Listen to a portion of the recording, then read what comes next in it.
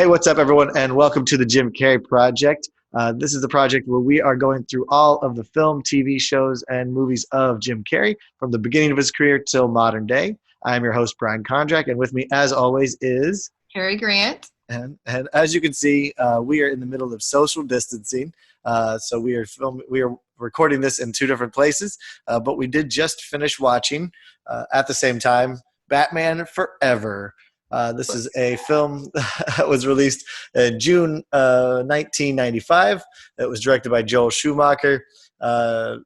See screenplay Lee Batchelor, Janet Scott Batcher, husband and wife team, Vicky Goldsman. And then, of course, it's starring Val Kilmer as Batman, Tommy Lee Jones, Jim Carrey, Nicole Kidman, Chris O'Donnell, Michael Gove, and Pat Hingle.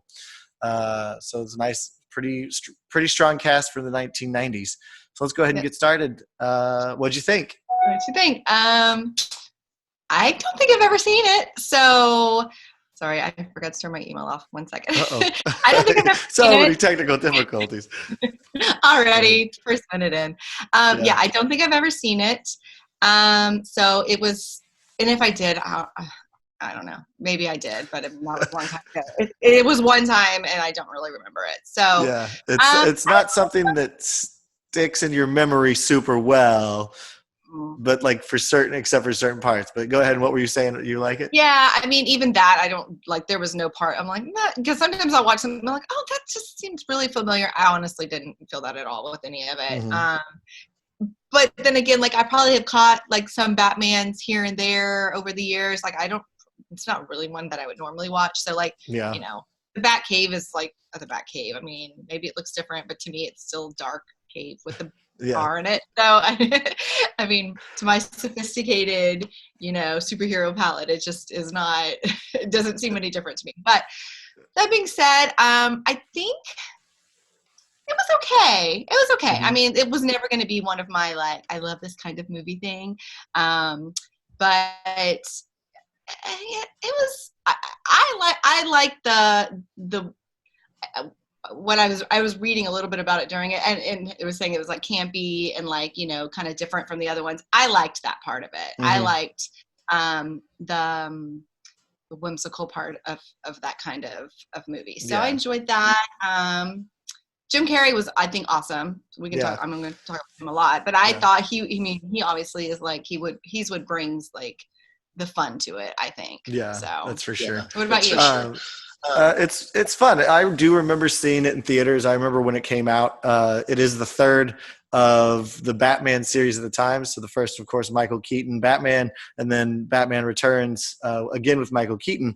And so this was the first time when they started to change and branch out into some of the other actors, where we started getting a different Batman basically every movie before we got Christian Bale's Batman. So it definitely is a lot different than the first two. And that is something that I was reading about, and Joel Schumacher was saying that, we want to go a lot brighter. We want to try and get a little bit more audience. We want to get more playfulness and go back to the 1960s campy Batman series that was really popular at the time. It's real funny because Tim Burton was originally slated to direct this one. And because of those remarks and the companies being we want to go brighter, is when he decided that he didn't want to direct it. And he's like, no, we should go dark and be gritty, which is kind of what Batman is. So it's real interesting that so many people, especially companies like McDonald's, had a bunch of say in what was going to happen with this movie. And it was interesting to see how they chose to do it. So one of the things that it was the studio's decision to go more campy, and then that's when Tim Burton left. Yeah, I read something that Schumacher met with Burton and was I'm only going to do this if I have your blessing, sort of thing. And Burton was I'm out. This is not what I want to do. So you do whatever you want to do. But I guess it was the studio's decision for it to go that way. And I read also that it might have been something to do with the merchandise part of it. They wanted to have more merchandise and to have things for kids and stuff like that. Although in the end, they really had to work hard to get people to sign on for merchandise, is what I was reading. Interview I saw. It's weird that they would make those decisions based on a company like McDonald's or a company like Warner Brothers and being oh, let's get action figures and toys. Because Batman is a great action figure kind of toy. But and like specifically this movie has so many cool things that could be great action figures, but it's just, you can tell they like by following that train of thought and deciding to film based more on what we can merchandise really kind of affects how the movie actually feels and like goes on for a long time in the movie. You're like, okay, it's campy, it's dragging on, it doesn't feel realistic as such as the other two Batman movies did. And it's just like, all right, let's just get to the end. Yeah. I mean, and there's other movies that are kind of serious or dark movies that have that campy feel. For some reason, I lost the name of it. What's the one with Jennifer Lawrence? It's like the series. The Hunger Games? Yeah. Like that's a dark stuff, but there's a lot of campiness to that one too, as far as like some of the other characters and stuff. But I think because the story is still the main bit of that one, it's just part of it. I mean, also even like Moulin Rouge or like, there's a lot of ones that have that campy feel of that still, I guess they still have really good storylines that you still really invested in. I will say, like, I mean, it's what I expected, and maybe I have low expectations of superhero kind of movies, but I mean, there's just a lot of fight scenes, and there's like the Riddler part, I kind of knew what to expect, that there was a riddle to that, and like they were figuring stuff out. But I mean, it's not a riddle from the audience because we know right away what it is. So it's none of us trying to figure anything out. So like, there's not a whole lot that invested me in watching the whole thing. Sorry, it says my internet connection's unstable. Sorry if I you seem fine for right now. Okay, good. So yeah, there wasn't a whole lot that brought me in as like a sort of a woman watching it, like that's not overly interested in, superhero. Am I saying it right? It's like superhero stuff. Is that? It is a superhero stuff. It is. He's been around. He's one of the oldest superheroes. But I see where you're talking about that and what you're saying, that it's like, there is no emotional investment in a lot of the characters. The Val Kilmer is a great actor, and he was picked because of his role in Tombstone. Are you there? Uh-oh. Which, I'm here. Yeah, which, okay. I mean, your video froze. Yeah, sorry. And I actually really do like Tombstone. Like, you wouldn't split, but I and that's where Joel Schumacher saw him and was like, "Oh, you should be my Batman." But to me, watching Val Kilmer play this Bruce Wayne Batman character, like it's flat and it's dull, and it was a little bit like, okay, you're a conflicted man, but it never really comes across very well. And then there's Nicole Kidman's character. I literally wrote, he's so quiet and uninteresting. That's what I wrote. Yeah, this is why he's Batman. He should be interesting, and he's so not interesting at all. Even the flashback stuff, they didn't really go into it enough, and like it's just the same thing, and like What's funny is that this is like the first time that they do they showed some flashback stuff in Batman, the first one, but like that's the first one. You have to do it.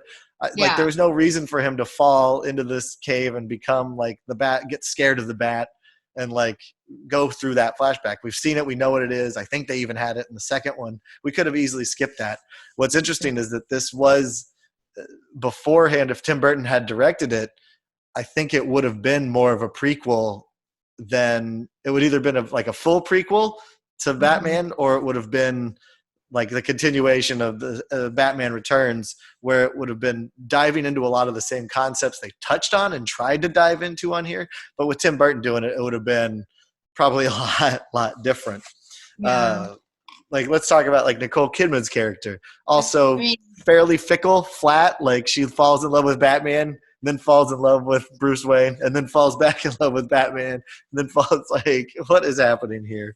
Yeah, I mean, it's not like her acting was bad. It's just like the character development for her was just not much there. So I honestly think her acting is probably some of the strongest acting in this movie. At least she has always been a strong actress, and she's been in the 90s. She was in a lot of stuff, I think, as well as like Tommy Lee Jones. Yeah, she was already getting pretty big, I think, at the time.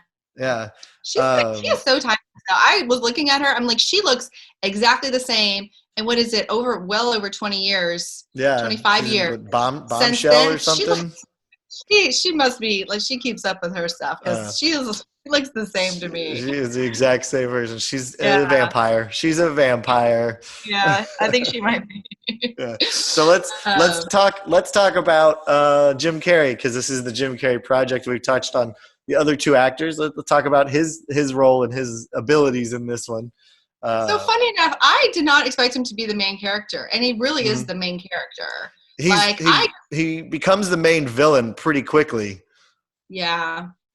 Well, and I was reading up. We'll talk about that, I'm sure. But like the whole Tommy Lee thing, like I kind of heard about that before. But I was like, while we were watching, and I was during some of the fight scenes, and I'd get a little bored. I was like looking up. But that's the point those are the points of a Batman movie, was the fight scenes. It's a summer blockbuster fight scene movie. I don't care about those though. I get bored. I want to know what the story is. Like I don't want to miss that part. So when we start talking, I start paying attention again. But when they're fighting, there's usually nothing that I would miss, except the fact I think I missed the part that the Two-Face died. But you walked away. You weren't paying attention to it. Kind of an important part. I think I looked down for a few minutes and missed that. But I forget what my point was now. But so I was talking about so I, it wasn't clear. Like, I think in my mind that Batman's the main character, but he hardly, he's not even in it a lot of the time. And it was a lot of background character development for the Riddler and his whole storyline from beginning to end was very filled out. Yeah. Two-Face a little bit, but not so much. And then Batman was kind of just boring. And then, and Robin, was in there a bit and stuff, but it was definitely Jim Carrey's movie, which I did not know going into it today. I thought he was just going to be another character in it. Yeah, no, he definitely steals the show, which we've learned watching and doing this project, that he is very good at taking and maintaining and holding on to focus in whatever he's doing. It's super fun to watch him go from this kind of dweeby, kind of character guy to just, again, going out there as far as he can go without becoming a character of himself. There's a bunch of little parts where it's it's Ace Ventura, or this is this mask character. There's a bunch of combinations of the last 3 movies we watched that of course have led him to this moment.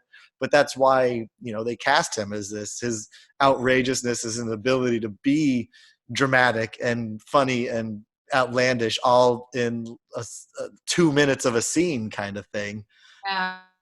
I mean, I think his there's definitely moments of you see his facial expressions or his bodily movements that are reminiscent of those other characters. But I didn't think of that most of the time watching him. It just wasn't that's him being the mask or whatever. I felt that he was the Riddler. And I really I did buy into his character a lot. And like I said, like you said, he had a lot of the ups and downs of going from maybe not completely evil, nerdy guy to switching pretty easy evil. And then his relationship with Two-Face was kind of a whole different thing. And trying to negotiate with him in a way and what they're doing and stuff. I mean, it was a lot going on with his character as far as not being one note, Yeah. And I agree with you with the fact that this was, although I see it sometimes, I find those little things that he's done before, but that's just what I was looking for at one point. But this is a completely different character than the 3 that we've watched, 4 or 5 movies that we've seen with him. And it's amazing, where I was actually excited that I was ooh, there's some Dr. Robotnik in there. I wrote that too. I was oh, we'll see him going this crazy scientist guy. Oh, we saw that already in the Sonic movie, which is funny. Yeah. And this is why Sonic movie was it was a nostalgic revisit of Jim Carrey's in the past. And it's this is exactly the kind of villain that he was pulling from to influence his Dr. Robotnik stuff, which is real fun. One of my favorite things is, and I read this earlier, is that the costumes in this movie for Jim Carrey are just so incredibly silly and outlandish, but why wouldn't it be? It's the Riddler. He's a guy wearing question marks and playing jokes and riddles on people. And I always thought that Jim Carrey actually took longer to get makeup on than Tommy Lee Jones did in this movie. But I misread that, and I was no, it's the Two-Face makeup that took 4 hours to get into versus like the pink hair and a green mask. That's like a few seconds of like, yeah. Zip up into the onesie and you're ready to go. No, I really want a green question mark zip up bodysuit now. You could make one because they have they have green screen suits they're brighter green, but you could probably just make it yourself and put question marks on it and you're done. Spray paint your hair, mask. Make some templates for this. Make some templates for the question marks and just spray paint those directly on there too. Totally good with like fabric stuff. Yeah. Maybe I know. Well, now I know what I'll do for Halloween. I could possibly do for Halloween this year. I've already done the mask years ago, so I could bring it back and come and do the Riddler on this one. I've always wanted to be. I know it was the next movie I think that did even worse I think than this one, but that what's the Poison Ivy lady? I always thought she looked cool. Batman and Robin is the fourth one. Yeah, I always thought her outfit. It's Poison Ivy, Bane. That's George Clooney as Batman, and then Arnold Schwarzenegger as the Mr. Freeze, which is like right. So terrible. So what I read was that who was the first Batman? It was not George Clooney. No, it's Michael Keaton. Michael Keaton. So no, I never really found why, because he was slated to be in this one as well, and I never really saw why it wasn't. I think is it because they changed the feel of it again? I think maybe? Yes. So he was really on board with going into the dark grittiness of Batman, and like basically, if Tim Burton I think had done Batman 3, it would have been like our Batman Begins, where it was dark, gritty, like really realistic, like real emotionally heavy. And then, but like I said, the studios and McDonald's and Six Flags, all of these places were like, no, we want it bright for merchandising. Like McDonald's even had glassware that I have a mug from back in the 90s at my parents' house. That's like, it's a big mug, like a mug, like the size of my head that's etched with Batman characters on it. And it was like, this is why. That was what they were like going and for. Then, I read too that like the role for Jim Carrey, the Riddler, was written for Robin Williams. And then I think it was the same idea. It was either something with Warner Brothers. He was kind of not getting along with them, or maybe it was the darker thing. What I read about it is that, or what I've heard is that Robin Williams was used as bait for Batman, the first one, to get Jack Nicholson on board to be the Joker. And so when Robin Williams was approached for Batman Forever to be the Riddler, he's like, no, you guys are just pulling my chain again. I'm not going to fall for that. I'm not going to be duped a second time. So he was like, no, I'm not going to do this at all. You guys go do whatever you want to do. I'm not even going to be a part of it. So bonkers. From the Schumacher's interview that I was reading, though, it did say that like they didn't really change the lines or anything very much for Jim Carrey. Jim Carrey did it pretty much how it was written, but just to his own version of it. He's obviously going to be physically a little bit different. He actually said he took it a little darker than they had it written for Robin Williams. I would love to have been able to see like a Robin Williams version of the Riddler, just for like what the heck it would have been like if it had been like, would it have been a more lighthearted kind of thing, or would it have been like? I don't know. Would he have been crazy? Because Robin Williams could have done some pretty crazy stuff. He could do crazy things, and he could do some dark stuff, but not. I don't know. I thought Jim Carrey did a great job, especially like at the end. When he's sort of defeated. Yeah. Even before it was crazy, but when he's just defeated, his hair is all messed up and stuff, and like so it's such a real it's a real moment. Like it's not, even though he's so crazy the whole time. Like that defeat moment was, I felt really real and like powerful in a way, and then he was crazy, and that's kind of funny. His brain has literally been fried, and he just can't handle any more of it. It's absolutely bonkers. You brought it up, or you were going to mention it a little earlier. The Two-Face or Jim Carrey versus Tommy Lee Jones kind of thing. So I guess you read all about that, where they just did not get along, which it's so weird to like read that and see how they interact with each other on camera, like it really shows a level of professionalism and like commitment to the characters to be so buddy like buddy bad guys, I guess, in a way to do it. Say it, Yeah. where they're hanging out at each other, they're laughing at each other, and then you realize as soon as the camera's cut, it's probably like, all right, bye, like get out of my face. Yeah, I mean, at first I wasn't sure if it was like they just didn't like each other. Several things I read showed. Even Jim Carrey said, I still like really respect him and I still like him, but like it just finally, like just a couple of years ago, Schumacher commented like, no, Tommy Lee was unkind to Jim Carrey. It was him. It was not Jim really in any way. Jim didn't really know.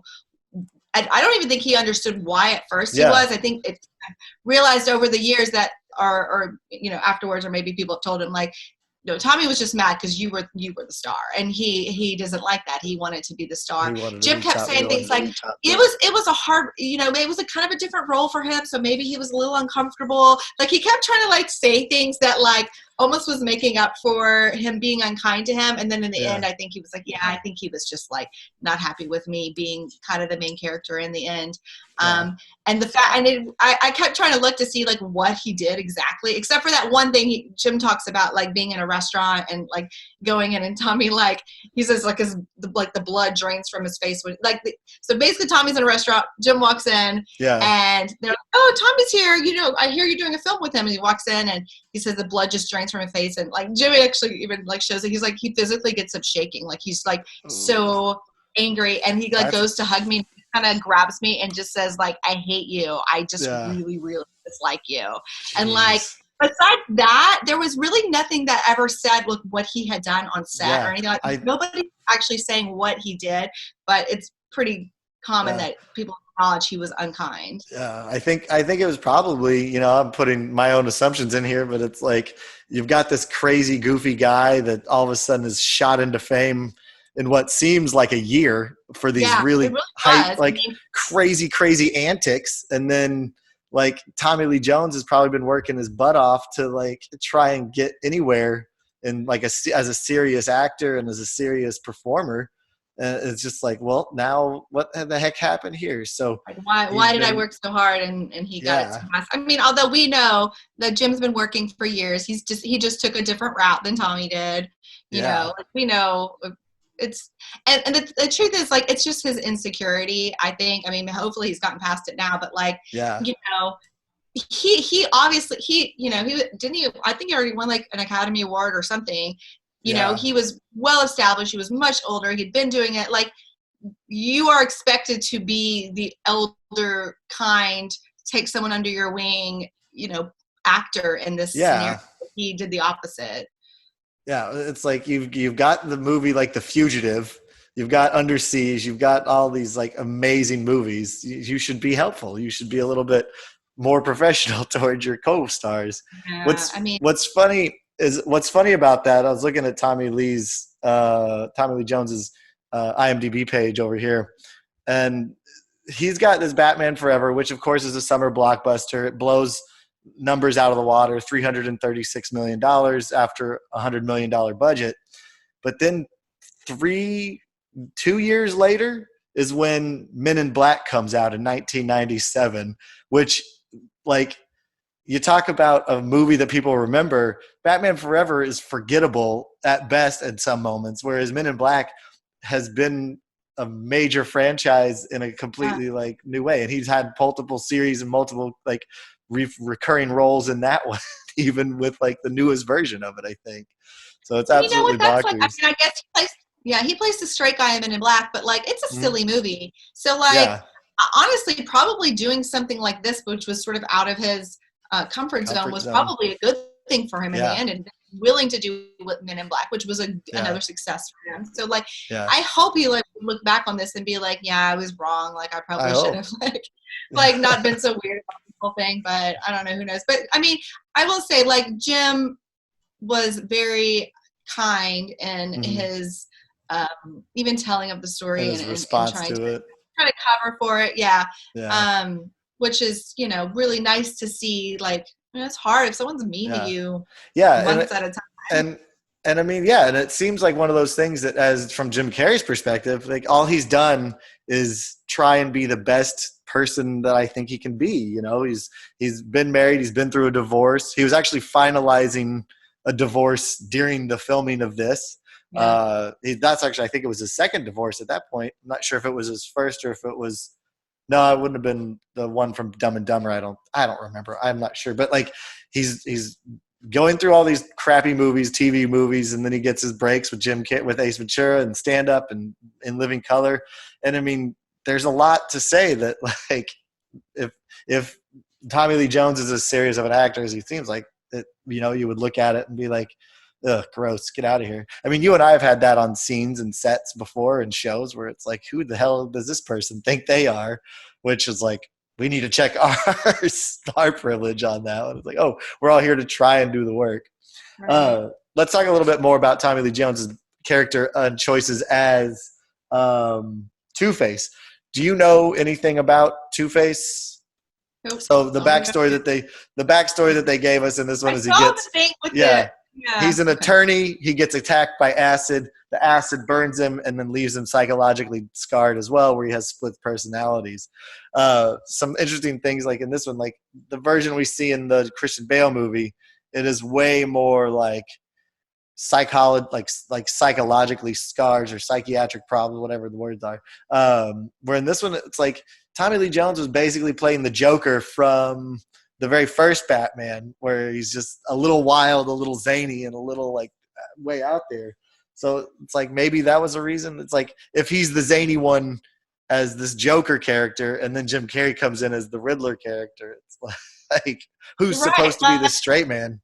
Now that you say that, I mean, I get that it was Two-Face. I didn't really. Yeah, you're right. I kind of missed that. That like early on they were saying he split personality, and that's where Nicole Kidman came in, and blah blah blah. I never saw a split personality. When was he? I saw him always flipping the coin and like trying to decide what to do. But like, there's very few times when you see the good side. It's mostly just like the bad side, which you're right is sort of like the Joker. He's always crazy versus like his normal side and his crazy side, where he's like, I'll let people live and I'll be cool and chill. Versus I don't know what's happening. You know, it was an interesting choice. That part was okay. As clearly I felt like for someone who doesn't know what's going on. Yeah, I know. It's like I don't know if he really read it or anything like that. Yeah. I feel like going to a Jim character's choice. Like if Ace Ventura wasn't a cop, this could be like the terrible place that he goes. But also like the strength of Jim Carrey's dramatic work that we talked on earlier, like really helps out in this one. Yeah. You want to talk about maybe some of the other characters? So there was Drew Barrymore was in there, and Chris O'Donnell. Fairly small role. Am I there? Very small role, but I guess they wanted to like have some more people we knew. They were popular at the time. I actually think Drew Barrymore and Chris O'Donnell probably around that time was in a movie together. I kind of can't remember the name of it, but I remember like she was sort of like a little crazy, and like they like got together and they like ran away together. I can't remember what it's called, but like I don't know. I was gonna say it was probably around that same time. But so I think that like that's when Drew Barrymore is kind of starting to come back and stuff, and like start to be in things. And I think Chris O'Donnell was Scent of a Woman. I bet was around that time. Yeah, I don't think I ever saw that one. I don't know where she was. I don't know, but I definitely feel like that, or like the 90s is when you started to see her come around again. So I'm guessing like Chris O'Donnell, that kind of makes sense for Batman. He's kind of cute and young, and like the kid, and like I think he fit pretty well. Wasn't a huge character, but I guess it sort of set it up for the next one. Was he Robin in the next one with? So in the fourth one, it's Robin twice. Yeah, he plays Robin, and then they also introduce Alicia Silverstone as Batgirl, or Batman's niece, which Batman and Robin was such a bad movie. Like the script was bad. It was just. Ugh. When I read it was brutal. About it, like people just didn't like that one at all. Yeah, there's a lot of really great characters and great people in this one. Sugar and Spice, or Drew Barrymore and that Debbie Mazur, or the dark one. Yeah. Like they don't actually get named or anything. They just end up getting dubbed Sugar and Spice because that's what women are made of or girls are made of, sugar and spice and everything nice. Good and bad. Yeah. There was a lot of that good and bad imagery in the movie, but once we introduced the Riddler, that all kind of faded away, and it was just like they weren't really that important or anything. I think they just wanted to have their names in there. So I want to talk about the lighting and like the videography of it was very I haven't watched a lot of these, but like I had a little bit of a hard time with that. You talked about the Dutch angle or something like that. That didn't bother me too bad. That was just kind of a weird choice, I guess, to make it seem like if you start watching movies, anytime you see where the camera is tilted, it's right before or right in a scene where it's like there's trouble happening or like something's dramatic and stuff like that. Yeah. Where in movies like this, it happens all the time where you're like, oh, here comes the like just goes crazy on that. It was a lot. And then I just felt like it's a dark movie. Like the lighting is dark. I did read it. They try to do like a sort of rock and roll feel for the lighting and stuff like that. And I can kind of get that. But like, I personally like, and I'm watching this during the day, on a big screen and stuff. But like, I get lost in like, it's so dark. Like what is going on in the scene? There's just like a chain going by or just like this little, you just see this little bit and it's just so dark that it was hard for me to like most of the time grasp what that scene looks like, what the scenery looks like where are they, what does the cave really look like? I couldn't it's too dark. I couldn't see what things really looked like. Just again, that makes me lose interest again. Like I'm just like, what am I looking at here? It's just a bunch of movement going on and it's really dark and like I get it's Batman. I get that, but like I still have a hard time with like how dark some of this is. Yeah, and I get where you're talking about on that one because I do notice like I was making notes of times where you're supposed to be in this dramatic moment of the superhero and the supervillain facing each other off, but all you get is camera work that shows the close-up of a hip with a hand being like, oh, I got a handful of something, or a close up of the thing on my wrist. Again, it's like launched off. So it's like cut, and you've got nothing that really makes sense. And I guess you're supposed to be able to keep track of it because it's like close up, shot, close up of thing flying, close up of thing hitting, close up of thing. And you're just like, all right, but where is the acting in that one? Where is like the thing? This is definitely a movie where it's like gadgets are supposed to be a big thing for Batman, but at the same time, you shouldn't let it overwhelm the audience members of what's going on. So and it is dark. All you see is a jaw here, or like the eyes, which are in even like blacked out on the side of it, half of a face. Yeah. So that was supposed to be the artsy form of how to make the duality of man. It's light and dark. I know. I get it. I just like personally I get tired of like trying to figure out what's going on. But I guess if you're in a theater and it's big and it's dark in front of you and like maybe it would still be hard to follow. But we did bring up gadgets, which I wanted to talk about. In the mid 90s, this is like, internet's a thing at this point, I think. I don't remember exactly when the internet was invented, but I think like movie phone had to exist at some time like this. But I was watching this, and almost all of the technology that like Batman uses in this movie exists in like regular use today in 2020, because there was the whole Enigma like TV thing was 3D and augmented reality and virtual reality, which are all viable technologies now. The video watch in which Bruce Wayne talks to Alfred on has better quality picture than what we have right now on this virtual meeting. There was reverse cameras in the Batmobile. He could see what was behind him as he was driving. And then he even had what I would consider parking assist during one of the action sequences. He flips a switch, the wheels turn, and the car just like takes a left without him having to like change direction of it. Uh-huh. And it was so funny to me, like watching all of this stuff and being like, look at all this. We're living in the future. Yeah, totally. Yeah, no, I thought, yeah, you're right. Like that kind of stuff is kind of interesting to see the difference. It's fun. Sorry, I went on a long tangent there. No, that's okay. About that. Actually, you froze for a second, but I couldn't hear you, but I could still see you, so I kind of knew what you were talking about. Hopefully. Oh, so you don't know what technology I was talking about. Oh no. All right. Well, anything else that we want to touch on while we're doing this? We've been going for a while. Maybe we can wrap. Yeah, we should wrap it up. So, what's your rating on this one before we get cut off again and I'll lose our internet connection? 5. A 5? I think that's better than what critics gave. So, I'll give Jim Carrey's performance a 6.5 and a 7. Everything else a 4. Okay. Yeah, I give Jim a 7. I give him a 7.